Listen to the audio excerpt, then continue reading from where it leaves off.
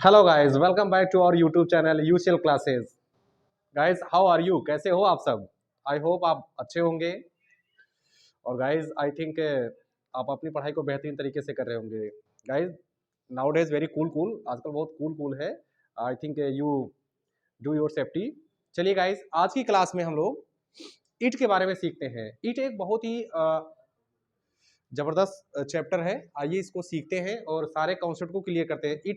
It में आपको I think बहुत ज़्यादा समस्या आती है, तो आज की क्लास में आप इस वीडियो को पूरा ध्यान से देखिए, एक एक बात को ध्यान से सुनिए। इट के हम सारे कॉन्सेप्ट को क्लियर करते हैं। अक्सर आप बहुत ही ज़्यादा पहले से प्राइमरी लेवल से जब पढ़ते थे तो आप सुनते थे कि ईट का प्रयोग हमेशा निर्जीव चीज़ों के लिए करते हैं। अक्सर ये टीचर सिखाते थे ना कि स्पीकिंग में कि इंग्लिश में आप यही सुनते थे कि ईट का यूज़ निर्जीव चीज़ों के लिए करते हैं, लेकिन ये ऐसा नहीं है। आप कभी आप कोई निर्जीव चीज़ वाला क्वेश्चन सुनते हैं? नहीं सुनते हैं। चलिए सीखते हैं और पूरी जानकारी लेते हैं। तो आप बोर्ड पे ध्यान से देखिए, हम आपको ईट के सारे कॉन्सेप्ट को बताते हैं और चलिए सीखना स्टार्ट करते हैं। गाइज, ये है आपका इट का यूज, जिसको इट को ग्रामर की भाषा में कहा जाता है इंट्रोडक्टरी यूज ऑफ इट। यानी कि ये क्या करता है, सब्जेक्ट को इंट्रोड्यूस कराता है। क्या करता है? सब्जेक्ट को इंट्रोड्यूस कराता है। देखो गाइज, इट एक जो होता है ये सिंगुलर होता है, यानी कि एक वचन का होता है। और इट के साथ जो ये निर्जीव नॉन लिविंग थिंग्स को डिनोट करता है। गाइज, यहीं तक आपको स्टॉप नहीं रखना है। इट का जो प्रयोग होता है ये दिन की जो विभिन्न विभिन्न टाइम होता है, डिफरेंट टाइम्स होते हैं, उसको बताने के लिए हम इट का यूज करते हैं। कैसे? आप जैसे आप घड़ी देखते हैं ना, घड़ी आप देखते हैं तो घड़ी में जो समय रहता है उसको बताने के लिए हम इट का यूज करते हैं। कैसे करते हैं? आप यहाँ ध्यान से देखिए बोर्ड पे। अगर आपको बजे कहना हुआ, बजे हम लोग समय देखने के लिए यूज कर रहे हैं ईट का, तो बजे के लिए आप बोलिएगा ओ क्लॉक। आप याद रखिएगा इस चीज को, ओ क्लॉक। सवा सवा आता है तो आप वहां पर बोलिएगा क्वार्टर पास्ट है। क्या बोलेंगे गाइस? क्वार्टर पास्ट है। आगे ध्यान से देखिए, हमने आगे लिखा है साढ़े। तो साढ़े यानी कि जब 30 मिनट बीत जाता है तो उसे साढ़े कहते हैं, तो आप उसे बोलिएगा हाफ पास्ट है। अभी इसमें हम आगे एग्जाम्पल आपको सिखाएंगे, आप एक एक बात को पहले समझिए। बजे के लिए ओ क्लॉक, सवा के लिए क्वार्टर पास्ट, साढ़े के लिए आपने अभी क्या सीखा था? हाफ पास्ट है। फिर पौने, पौने को इंग्लिश में कहते हैं क्वार्टर टू। क्या कहेंगे? Quarter to. और बीता या हुआ को पास्ट कहिएगा और बाकी के लिए टू का यूज करेंगे। इस चीज को सबसे अच्छा आप एग्जाम्पल में ध्यान से देखिए। और थोड़ी एक बात और आप जानिएगा, अगर जो मिनट है अगर वो 5 का मल्टीपल है, 5 का मल्टीपल यानी कि 5, 10, 15 ऐसा कुछ जब करके आता है मिनट, तो वहां पर आपको मिनट्स नहीं लिखना है। जैसे ऐसा नहीं कि 5 मिनट्स है, 10 मिनट्स है। अगर 5 का मल्टीपल ना हो तो आप वहां पर मिनट्स लिखेंगे। अभी हम आपको एग्जाम्पल में दिखाते हैं, आप ध्यान से देखिएगा। चलिए पहला एग्जाम्पल आप सीखिए बोर्ड पे, आप ध्यान से देखिए। 5 बजा है, 5 बजा है या 5 बज रहा है, दोनों बात एक ही है। देखो, इट हमेशा सिंगुलर में होता है। अगर प्रेजेंट में रहते तो इज यूज करना है, पास्ट में आप वाज का यूज करेंगे, और फ्यूचर में अगर कभी क्वेश्चन मिलता है तो विल बी का यूज करिएगा। स्ट्रक्चर क्या है? इट, हेल्पिंग वर्ब, फिर अदर वर्ड आपको यूज करना है। तो इसी आधार पे आपको चलना है। 5 बजा है तो आप बोलेंगे इट इज 5 ओ क्लॉक। कैसे बोलने वाले हैं? It is 5 o'clock. आगे बढ़िए, दूसरा क्वेश्चन देखिए। 8:30 बजा है, 8:30 बजा है, तो आप यहां से देखिए साढ़े को अभी क्या सिखाया गया? हाफ पास्ट है, तो आप बताएंगे इट इज हाफ पास्ट 8 है। क्या बोलने वाले हैं? इट इज हाफ पास्ट 8 है। अगला क्वेश्चन देखिए। 8:15 बजा है, आप खुद यहां से बोल सकते हैं 8:15 को अभी क्या बताया गया? क्वार्टर पास्ट है।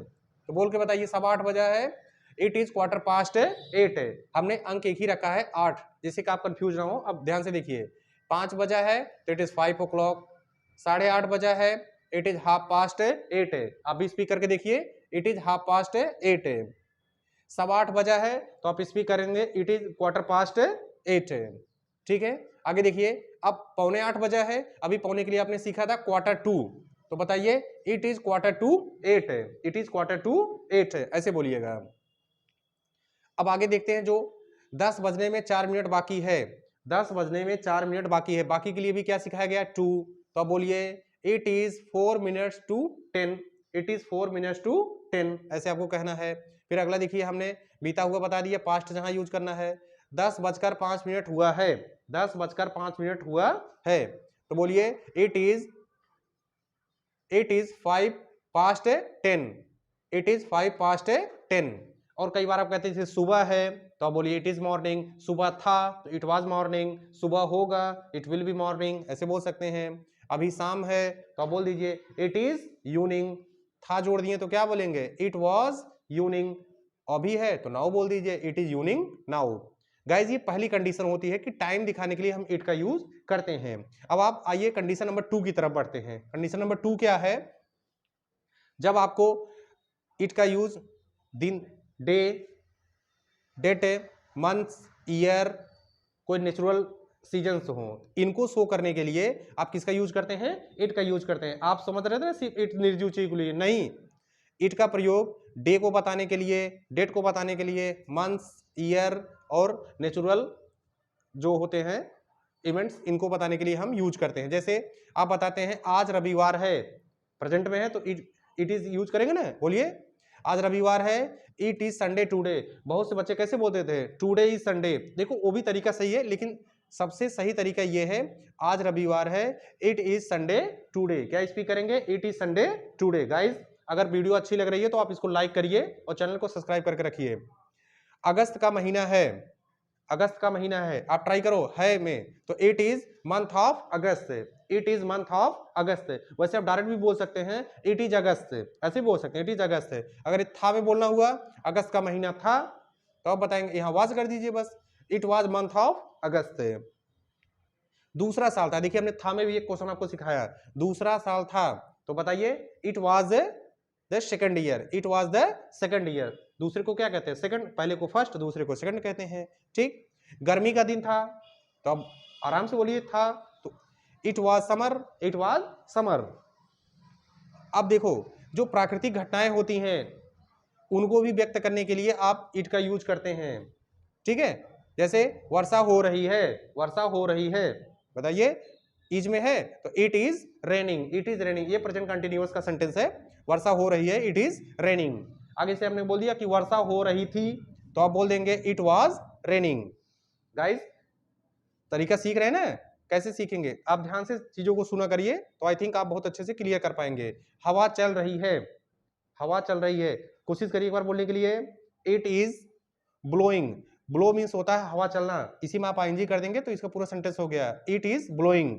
आगे आप देख लीजिए, बर्फ गिरती है, बर्फ गिरती है, ये प्रेजेंट इंडेफिनिट में सेंटेंस बोला गया, तो बर्फ गिरने को इंग्लिश में कहते हैं स्नो, तो आप बोलेंगे इट स्नोज, इट स्नोज।